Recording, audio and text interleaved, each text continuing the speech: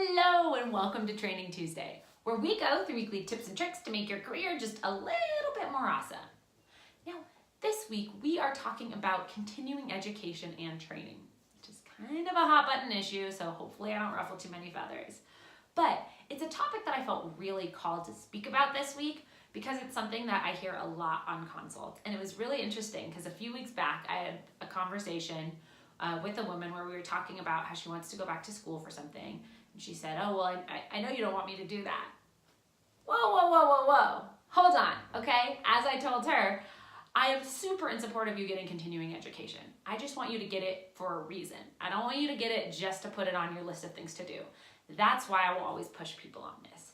Because the problem that I see a lot is people feeling unclear of where they want to go, aimless, and so because they feel so confused, they kind of grab onto education as something that they're hoping is going to solve all their problems, right? They go reach out and they say, if I get this master's program, if I get this certification in X, Y, and Z, if I get these certain things, then I'll be able to know where I want to go next. They think it's going to be the silver bullet or the magic pill to solve it all.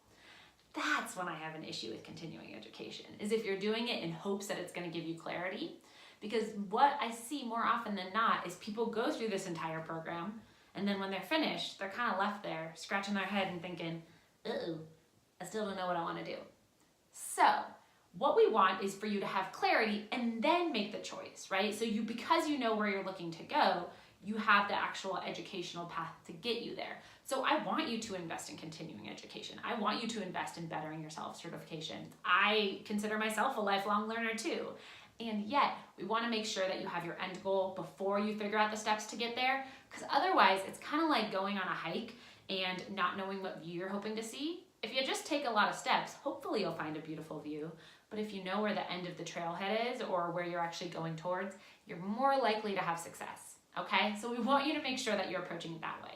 So if you are considering continuing education, whether it be additional certifications to add to your role, whether it be going back to school altogether, whatever it is, if you are considering this, I want you to pause and actually grab a piece of paper and write out, where you're looking to go as a whole and how this program is going to help you get there to make sure you're doing it for the right reasons, not just for any reasons.